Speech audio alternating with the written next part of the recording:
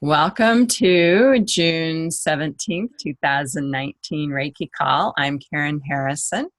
My website is www.karenharrison.net, and you can find the Reiki Call. I upload it to my website under the Reiki Call button. You can also find the audio version of it on iTunes. And I also have a YouTube channel where you can find it, Karen Harrison Reiki, and I upload it there also. So I am glad that you joined us, and welcome to the people that are live on the call. Anyone who signs up for my Reiki Call email will get the recorded version of this also. You can just go to karenharrison.net, scroll to the bottom, and subscribe, and then choose what list that you would like to be on. So you might like my Reiki monthly newsletter, and then the Reiki Call also. Okay, so welcome also to Elena. So we have Elaine and Elena. That's nice. Okay, so I want to start off with your questions. And Elaine, let's start with you because you had something interesting that we were talking about right before we got started. Yes, I was doing a healing exchange with another healer, and it turned out that she had 4 children and herself. There was a dark entity that was involved, and it was just hopping from person to person, and it was very widespread. And so I was guided by Spirit to do 21 days of Reiki on her 4 children and herself, to just help raise her vibration and get the dark energies, so she could carry a higher frequency and higher light. So it was a lot of work to do 5 Reiki healings every evening for 21 days. Yes, that does sound like a lot. So what were you doing? Using the distance symbol and calling on the enlightened beings, or? Yes, I would call in their higher selves and their ascended master councils as well as mine. And then I would use like Goddess Isis is the primary spiritual being that I work with. So I would have her and Yeshua, Mother Mary, Archangel Raphael, and Ascended Master Hilarion to also add their energy, healing energy, when I was doing the Reiki. And I used as many Reiki symbols as I was certified to use. So, Super. Yeah. Super. Okay. All right. And I was suggesting in Holy Fire Reiki, we have something called healing spirit attachments that you can do on a person or a location. And it takes about 15 minutes to do the procedure. It's working with God, Holy Spirit, and any ascended masters that you want to call on. And it's just about a 2-page script that you follow. It's a series of Reiki with prayers and specific intentions. So first, it is intending to send Reiki to any spirits that are attached to the person or the location. And then there's the removing of the spirit and sending them off to the light where they can be healed. And then it's working on healing the part of the person that allowed the spirit to attach. So if a person's aura is weak, then things are more likely to attach. That's been in my experience when things usually come in, is if a person has some kind of a wounded experience, then that weakens their energy field, and energy that is not theirs can come in and affect them. So that whole procedure only takes about 15 minutes. And sometimes one time of doing it is all that's necessary. Some of us have more than one thing that we've picked up over the years. So it might take doing it, maybe a few times. That procedure has been very effective for me. I've used it on many of my clients. I tell them about it and, offer it to them whenever they're presenting issues. Seems like it could help them. It's good to know. Yeah. Have any of the rest of you on this call used that procedure?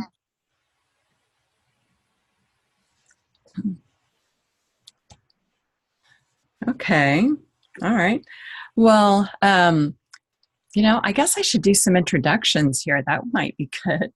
Okay. So, Elaine, I know you're from Amarillo, and Elena is from somewhere out west. No, Kansas. Kansas, a little south of Kansas City, right, Elena? She's on mute. Okay. Yes, I'm from Galena, Kansas, near Joplin, Missouri. That's right. And you have been offering a Reiki circle with all kinds of great topics. Do you want to share a little bit about what you've been doing? Oh, sure. Another Reiki master and I, Jean Kilquist, we've had a Reiki circle since last September, and it's been going really good. Our last circle, we had 15 people. That was our biggest yet. Wow. We had 3 tables going. Yeah, it was amazing with counting us. But yeah, we had 3 tables, and so 5 people at a table, and everyone got a treatment of 12 minutes, which would be equal to, am I doing the math right? Anyway, it was equal to about 48-minute session. Well, actually, when you have several people working at once, it's equivalent to a longer session because the combined benefits, equate to a more potent session. I know that it was really a powerful night. My session was really awesome, and everybody experienced a lot of really good energy that night. Yay. Yay. And I know that you also have been introducing topics like working with crystals and Reiki and essential oils and Reiki for stress. Yep. All of those we've covered. Well, yay. Yay. Okay. All right. And welcome to Paul. Are you a Reiki practitioner? No, actually, maybe I don't know if I misunderstood what the call was for. I actually was interested in, I've been getting Reiki from someone who received their training from you. Oh, super. And so I'm in the process of transitioning to Texas, Dallas area, and she had said that you did trainings in Dallas. Yes, I do. So I was just thinking about trying to go through the training myself after probably getting treatments semi-regularly for about a year. Wow. Well, good for you. Yay. Okay. So yeah, this call is for everybody. Okay. It's, question and answer discussion about Reiki. And then we'll have a chance for everyone to send and receive Reiki.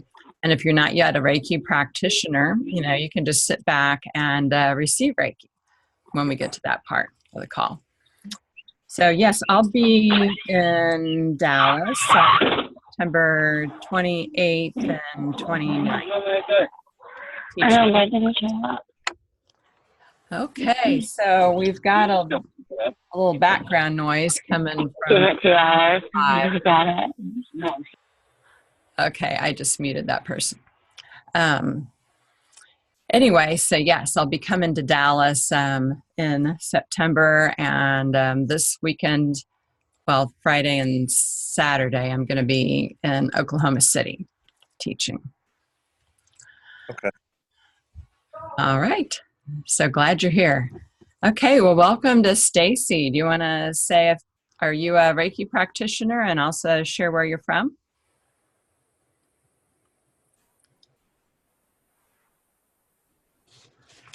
There, you can also use the chat feature if you want. There's a little chat button at the bottom, and you can type a note if you want.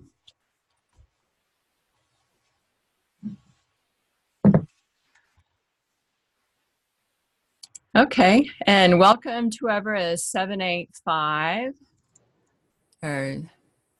Okay, yeah, Stacy says she's in Fort Worth. Welcome, Stacy. And yeah, welcome to whoever is the 786 number, I guess. Okay, do you want to say hello and share your name and where you're from?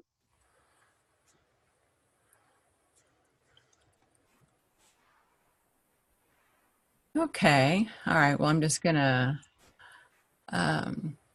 okay, yeah, Stacy says I haven't been practicing. I need to get back into it again. Okay, well, tonight's the night. So we'll practice that. So I have some questions that were sent in to me, but first I want to check and see if there's anybody here that has any questions or anything that you would like to know about.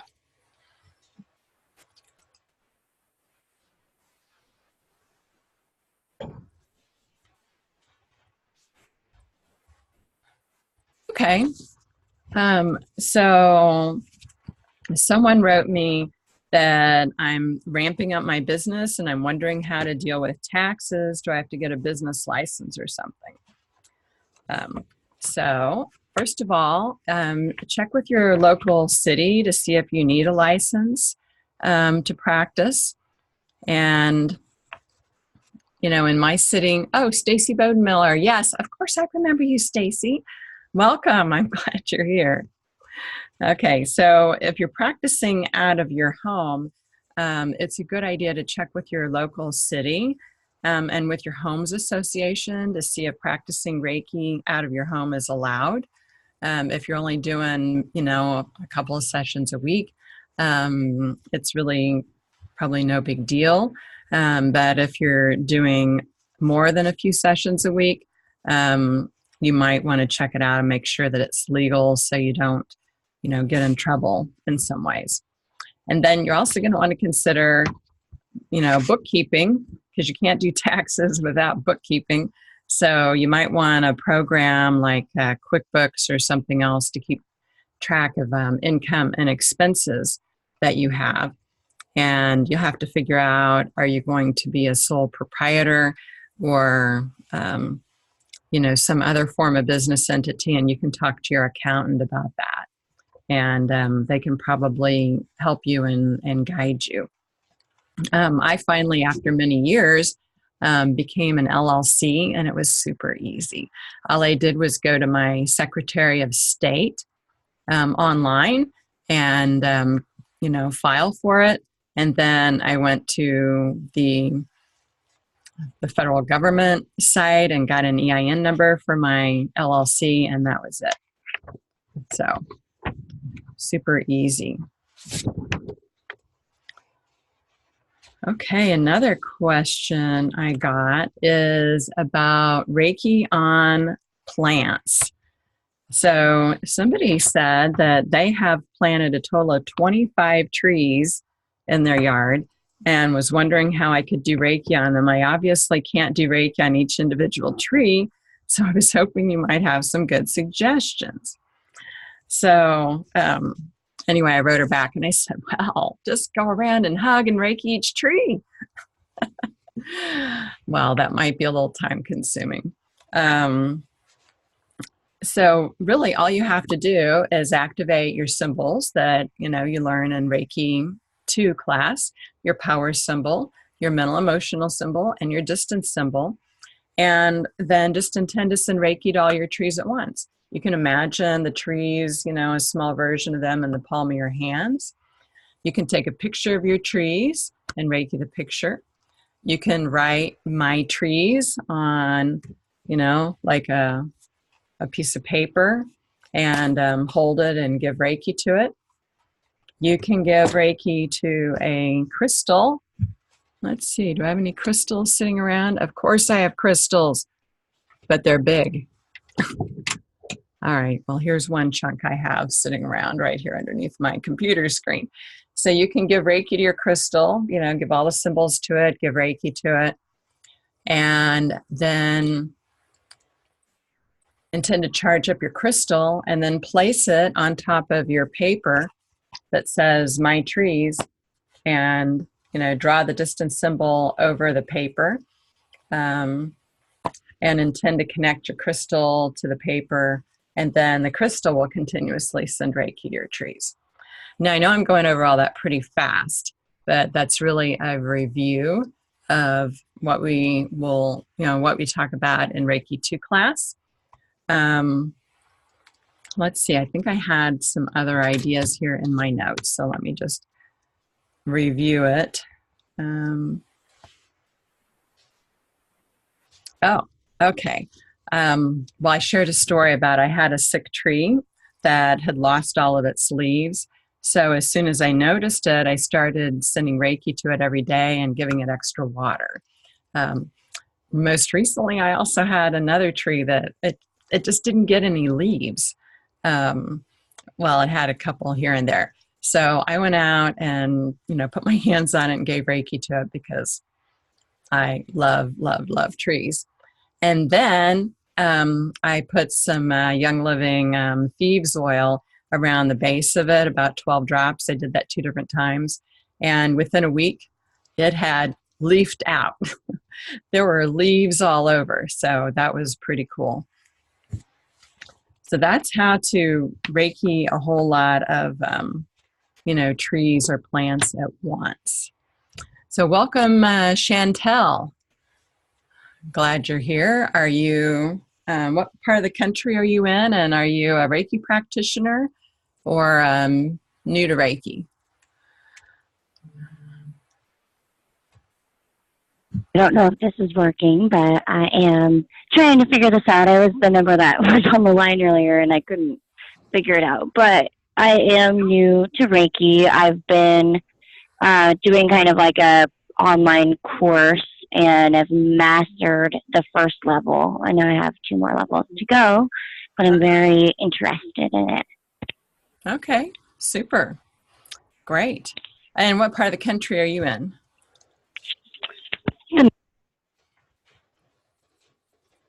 Oops, you cut out. I said Nebraska. I found this group through Meetup, basically. Uh-huh. Great. Yes. Yeah, I'm really. I was just in Nebraska last month teaching Reiki 1 and 2. Excellent. I would like some more group interaction since I've been doing it on my own. So I really like that there is a group, or just having this video call, voice call is pretty, just another step to it, I think. So yes, wonderful. Yes. So taking an online Reiki class is a really nice introduction to Reiki. And it's also really awesome to take an in-person hands-on class where you get the hands-on feedback and input and get to work with other people. Oh, there. So yeah, you might, check out a class. I teach in Omaha usually just once a year. One of my colleagues from Reiki.org, which is the International Center for Reiki Training, that's who I teach through, also teaches in Lincoln. And then I teach in Kansas City, Reiki 1 and 2, every few months. Okay, I'm going to go back to Stacy. She asked, are there any CDs of the Holy Fire guided meditations we can buy? No, I don't think so. I know that a couple people have made them online. I haven't really listened to them yet. And I'm thinking that that's something that I'm going to do. that I'll probably do one, record it, and put it on my YouTube channel. So that is a good reminder. Maybe I will just add that to my little project list. Record a holy fire meditation, because I can certainly do that. Okay, and I'm glad you love trees too. Yes, trees are my things. Love trees. Okay, Paul, yes. I had a question. Is the training, since I guess I'm the only non-practitioner. I mean, I think we have something. You're a counselor, aren't you? Yes. Okay, I am too as well. I'm a licensed Super. counselor and marriage family therapist. So Great, me too. I was curious, can Reiki fit within like a Christian framework, or is it compatible, or can it work within that? Yes. Okay, that's a great question. Okay. So I think of Reiki as embodied spirituality. It is a way to connect with God, Holy Spirit, Jesus, on a level where, I mean, I can really feel them. And with Reiki, it doesn't belong to any religion. It's not a religion. Anybody with Reiki, can, from any religion, can practice it. So I guess over the course of my 20 plus year career, I primarily have taught Christians Reiki. So, it's very compatible. In my sessions, I work with Master Healer Jesus, and I find that creates really quick healings. There is a website that William Rand, the head of the International Center for Reiki Training, created called christianreiki.org. And in it are a lot of questions that Christians might have about Reiki and answers and Bible verses. For example, one of the Bible verses is that Jesus said, "All that I do, you will do and more." So with Reiki, okay, we don't have anywhere near the healing power of Jesus, but the healing power that we have can provide some comfort, some pain relief, some stress reduction, and sometimes even more major healings. I know people that have been healed from cancer, tumors, and even broken bones, which are pretty major things, to more minor things like helping with headaches and bruises and, sore throats and things like that. Okay. Does that answer your question? Yeah. I wasn't looking for anything, Doc. I was just curious if I didn't expect everyone to be within that religious paradigm. I was just curious if it was at least could work, if the two were able to work and coexist together. Yes, absolutely. Okay. Yes. And also, I wanted to mention that if you go to my website, KarenHarrison.net, under the navigation button Reiki articles, I have a lot of articles on Reiki and counseling. So it's called Reiki for Mental Health Professionals, Part 1 and Part 2. And then I also have an article on transforming emotions with Reiki, and an article called Lessons from Holy Fire. And in there, I share about how I've used Reiki in my counseling practice. In fact, I have found Reiki to be so powerful and successful that I am not currently taking any counseling clients. Okay. I'm only, taking Reiki clients, because Okay. I feel in many cases I can help them faster. Now, I wouldn't say that's always the case with like marriage and family things. I think people need a marriage and family therapist, to help with their relationship and communication challenges. Right. Thank you. Yes. Okay. And let's see, Stacy says, I have all the workbooks. I haven't made a meditation CD. I think it'd be much easier with a CD. Well, yes, it would be easier with the CD than to, just read it. But, in the meantime, what you can do is go to the utilities section on your phone. I mean, I have an iPhone, and you could read the script from the Holy Fire Reiki Master Manual and record yourself, and that could be kind of relaxing and nice. So, hey, this is awesome. I love your questions and input. It makes it a lot more fun. Okay, let's see here. I've got time for another question. Let's do that. Let's go to this page. Okay, how do you set up your pay scale for Reiki sessions for 30 minutes, 60 minutes? How do I figure in mileage if I travel to their home? So, good question. The going rate for Reiki can really be, anything. Usually it's similar to whatever people charge for massage in your area. So it's normally somewhere between $40 to $90 an hour.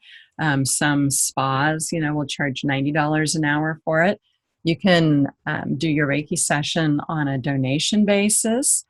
You can trade Reiki for some other service. You can do it for free. You don't have to charge at all. That's up to you. A common thing that people do is $1 a minute. That would be 60 minutes, $60. So that's simple enough. And then how do I figure in mileage if I travel to their home? So generally, that's called an out call, and you're having to take your table and, maybe some music. So people generally charge an extra, $20 to, $40 or something, depending on how far they go. So that's something you'll just kind of have to figure out for yourself, what you want to charge for that, depending on how far you travel. Okay, Chantel is saying, I understand that you practice in multiple. Oh, she understands that I practice in multiple states. Does each state require a specific license for Reiki? So, Chantel, there are no licenses for Reiki. Okay, it is not something that has a license in any state at this point. And we really want to keep Reiki free from being licensed because it is a simple hands-on modality that cannot cause any harm. All we're doing is light touch or working on the aura above the body, depending on the person's the preference. So it's not licensed. So I can go teach Reiki in any state. Now, I understand that Florida does have some additional requirements, and I'd have to double check on those to see if it's current or not. But I think that in Florida, if you're a practicing Reiki practitioner, you may need to have a massage license. So I don't know for sure the status of that, but as far as I know, every other state is fine.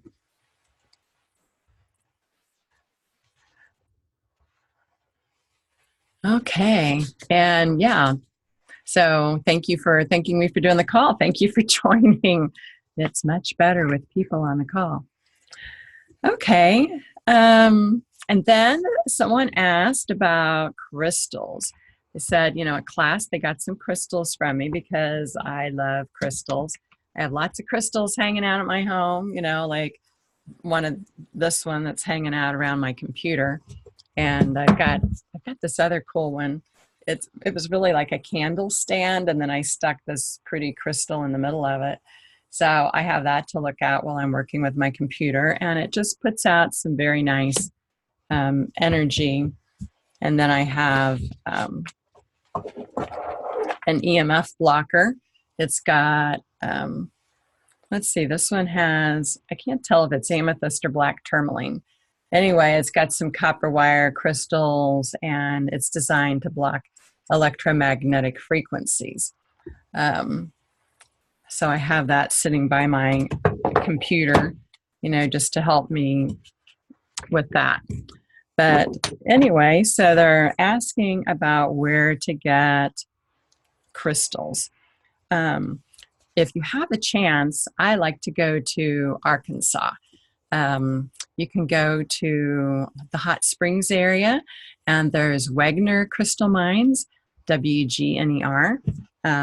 So I love, to go shop down there for crystals. And there's the Coleman Mines, Ron Coleman and Jim Coleman. You can go to one of those places. And then in Kansas City, a couple times a year, we have a gem and mineral show. We have a retail side and a wholesale side. So I always go there to purchase things for my Reiki store. Do I dig my own crystals? Well, guess what? I tried that once. It was really dirty. Okay, not that I mind really getting dirty and covered with all that red dirt, but the crystals that I dug were also covered with all that dirt. And then cleaning them was a whole process. You have to soak them in some sort of acid mix, and you have to do that, I don't know, at a warmer temperature. And so by the time I got all the crystals cleaned up, it took a lot of time and effort. And then I discovered that they were really low quality things. I would classify them as yard rock. So I spent all that time, digging them and then cleaning them, and I got junk. So I have abandoned crystal digging for crystal shopping. I can do that. Then I can see what I'm going to buy and, get them. So Stacy says, that she didn't find any, but it was fun playing in the dirt. Yes, well, I think that if I went down there and did some, Biosin scanning, I could find where the crystals are. It's just, are they going to be nice looking crystals? Are they going to be really poor quality crystals? I don't know. But it's definitely worth the trip there. Mount Ida is where the Wegner crystal mines are. So you can go, they also have websites. So Ron Coleman has a website. He's in Arkansas, and Wegner Crystal Mines in Mount Ida, Arkansas. They have a website, and you can buy them there. Also, my colleagues in Sedona have a lot of crystals. Their website is peaceplacegifts.com. So you can go there. Am I going to put this info on the Facebook page? Well, I believe it's already there in the files section, but I will double check. So that's my Reiki with Karen Facebook group. It is a secret group just for my students, but I believe I loaded it up there. I will check that out, because it has some tips for where to go, and it may have put a little bit of accommodation suggestions too. And you can go to Hot Springs there. That's really fun. Yes, I know you're a student of mine, so I was just sharing that for the other people. And if they're looking for my Reiki with Karen Harrison Facebook group, you won't find it, and because it's a secret group. So you have to be invited to it. Okay, awesome. And Chantel says, crystals are amazing. I love researching different crystals and their energy healing properties. Yes, well, me too. I have a lot of fun with them. And I have another crystal. This is shungite, and this is also supposed to block EMFs. Now, does it really do this stuff? Does it really block EMFs? I don't know, but if it doesn't, I like having it around. I'm not sure if it does or not, but it feels good. Okay, and then Paul is asking, what does your 2-day training in Dallas provide? All right, good question. All right, Reiki 1, and I'm just making a note so I can put down later what I talked about. So in Reiki 1, you learn what is Reiki. You receive the empowerment for Reiki 1, which in other schools of Reiki, they call an attunement. In our school of Reiki, we call a placement because the energy is placed inside of you. You learn how does Reiki heal, what it can be used for, all sorts of different things that you can do with the Reiki healing energy. And then you learn how to scan yourself for blockages in your energy field, with your hand. This is called Biosen scanning. You learn how to clear your energy field, called Kimyoku. It's a dry bathing process. You learn how to give yourself a complete Reiki treatment, which is the most important part of your Reiki practice, daily self-Reiki. And you also learn how to do all the standard hand positions for someone else. Then in Reiki 2, you learn the symbols for Reiki, the power symbol to increase the power, the mental emotional symbol to heal emotions and illnesses. Emotions and relationships, sorry. And a symbol to send Reiki at a distance so that you can send Reiki to people that are not physically present with you. And then you can also send Reiki forward in time to manifest good results. And you can send Reiki back in time to heal past traumas and things. And then you learn, we practice the scanning some more, finding the blockages in the energy field. And then we do intuitive treatments based on our scanning. And then we practice doing a distance session. We also practice sending Reiki with the eyes and Reiki with the breath. So those are some of the Japanese Reiki techniques. So it is a full 2 days, 9 to 6:30, and you get certified as a Reiki 2 practitioner by the International Center for Reiki Training. So Chantel says, wow, I like the term placement. In your description, I learned it as an attunement, but placement is more relatable.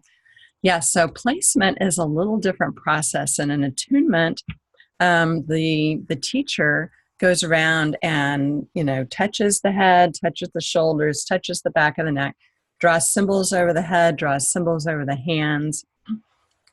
And that, in my opinion, is kind of the masculine doing way of working with energy, which is wonderful. I love the ritual. I've always loved doing attunements. In the placement, the teacher reads a guided meditation and then has 15 minutes in the silence and lets spirit do all the work. Okay, that's the feminine receptive way of working with the energy, where the teacher just sits back and relaxes and lets the energy come directly to the student, which provides a higher vibrational experience for the student. It also makes Reiki more accessible because many people were not teaching Reiki because the attunement was so hard to learn. It was 3 typewritten pages of instructions that you had to try to memorize. So that made it hard for people to do. And if people had any sort of mobility issues, that could be hard too. So the placement is much easier to learn. And I love it. It's working great. The students are loving it. Okay, so it's non-linear. I'm not quite sure what you mean by that, Paul. Maybe you can explain. And Stacy says Karen has fun classes. Thank you. And then Chantel says, I haven't gone that far into going into past history Reiki.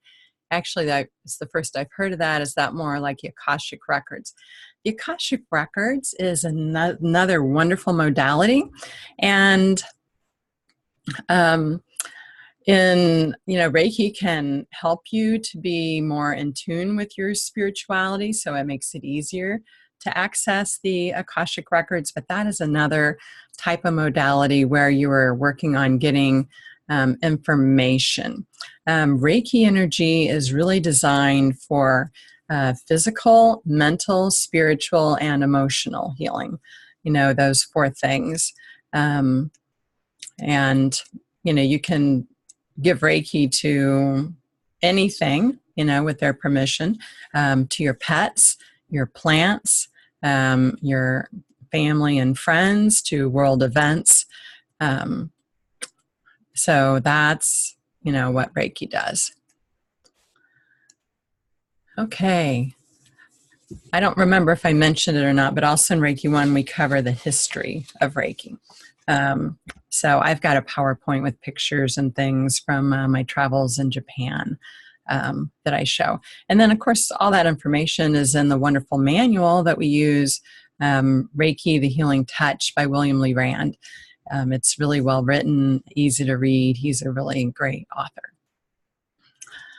Okay, well, gosh, you've all had a lot of good questions. Let's move into a little bit of hands-on time. So if you are a Reiki practitioner, activate your symbols, whatever symbols you have. And if you have not yet had Reiki training, just sit back, relax, and intend to receive. And the Reiki practitioners, let's intend to send Reiki to everyone on the call and everyone who watches or listens to the call later. And we'll do that for about 15 minutes. Okay? All right, so I'm going to start with a prayer. Father, Mother, God, sweet Holy Spirit, we intend to be open and receptive to our highest healing now. I ask to set my personality and ego aside to be a clear and open channel for only the highest and holiest Reiki energy. Thank you, God. Amen. So that's just a simple opening prayer. So activate your Reiki and then just intend to send Reiki. You can hold your hands up like that if you want, but you really don't have to do that because intention is everything. You can just hold your hands, palms up on your lap. You can hold your hands palms down on your lap, whatever is comfortable. You can also send Reiki with your eyes. Okay.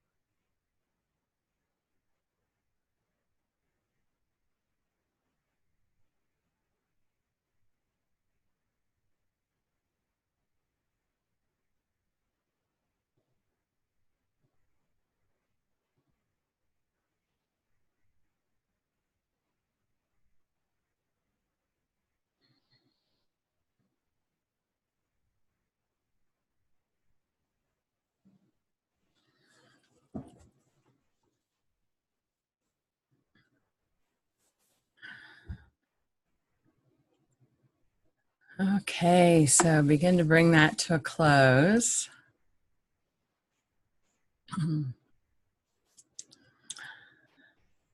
So that felt wonderful. Oh my gosh, it almost knocked me out. Almost. Oh, Reiki is so relaxing. So I really appreciate you all joining. Yes, now I'm sleepy. I know, me too. Paul, do you want to explain your nonlinear question before we end? I didn't quite get it, I think. I think it was just when you talked about sending energy into the past. Uh-huh. So it just made me, it's interesting because my introduction to Reiki was actually years ago when I was in my early 20s, and I went for a massage for my lower back that hurt. Uh-huh. And so the person doing it then sat behind me and put their hands on the side of my head. Uh-huh. And I thought, wow, this is really weird for a massage. And when she started pulling her hands away, it was really, this heat was between my temples and her hands. It felt like there was like heat, not painful. Mm-hmm. And I just thought, wow, this is really weird. Mm-hmm. And then I was out. Like I woke up like 30 minutes later, but I thought I heard the person behind me doing it like breathe really heavy. And after the third time I went for a massage, I finally asked what it was, and they said it was energy work. And I never really followed up on that. And then, so several years later, like about a year and a half, 2 years ago, I contacted one of your graduates at Victoria Clay. Oh, yes, Victoria. Yeah. And so she started doing that. And so Reiki's one of those things where I haven't been able to understand exactly why something's happening. So it's probably really familiar with you guys since you all have had it and been trained in it. But so like when I'm having the session, I don't quite understand what's happening, even though I'm having a physiological response, like where it feels like I'm floating, and I'm not sure if I'm asleep or awake sometimes, or I'll feel like heat or pinpricks in my back or something. And so, or like when she puts her hands on my chest, I've started crying before and I didn't know why. And so anyway, she told me to get in touch with you about if I wanted to pursue, like after this time, talk to you about training, and said sometimes you go to Dallas and stuff. Yes. Yeah. Are you near where Victoria is? I am right. Well, I'm in the transition. So I live in Northwest Arkansas right now. I'm in Dallas this week getting set up because I'm going to move the last weekend in June. Okay. To relocate to Dallas. Okay, because we have a new licensed Reiki teacher with the center, Karen Kegg, who is in Bella Vista, Arkansas. I reached out to her, and we weren't able to coordinate the time. Like the weekend she would do a training, then I would be gone or something. Okay. And this move to Texas just happened. It unfolded rather quickly. So. Okay. All right. Well, September, then maybe that'll work out. So what you were describing with Reiki, feeling very relaxed, feeling warm, feeling, some prickly sensations, those are all normal things.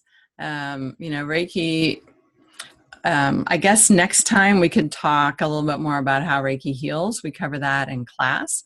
So we've kind of run out of time right now.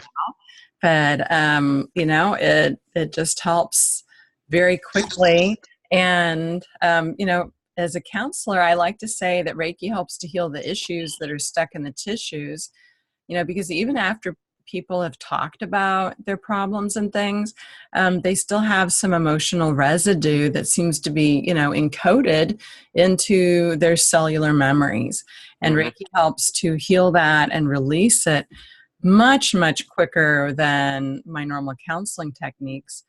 Sometimes one session of Reiki will heal something that I'm thinking, gosh, that might have taken 15 sessions of counseling to, get to that level of healing. So, well, I know like with reactive attachment disorder, one of the techniques that is therapeutic touch. because Mhm. reactive attachment disorder is not a cognitive problem. It's an emotional affective one. And so Mhm. just touch is, anyway, so that Yes. makes, yeah, that makes sense what you're Yes. Yes. Now, I don't actually touch my counseling clients when I'm giving Reiki, so I go over that in my article because, just of all the different licensure saying. issues and things, but you can find more about all the ethics about practicing Reiki as a counselor in my articles. Okay. So, okay, well, thank you all so much for joining me. We normally meet the third Monday of the month. For July, I'm going to have to pick a different date because I'll be at the Young Living Essential Oil Convention then. So I will get that posted and send that out there to you all. So thank you all so much. Big Reiki hugs, Reiki love to all of you. And if you want to get the recording, sign up on my website at KarenHarrison.net. Scroll to the bottom and you can sign up for whatever lists of mine that you're interested in. So, hugs and blessings, y'all. Thanks, Karen. Thank you. Bye.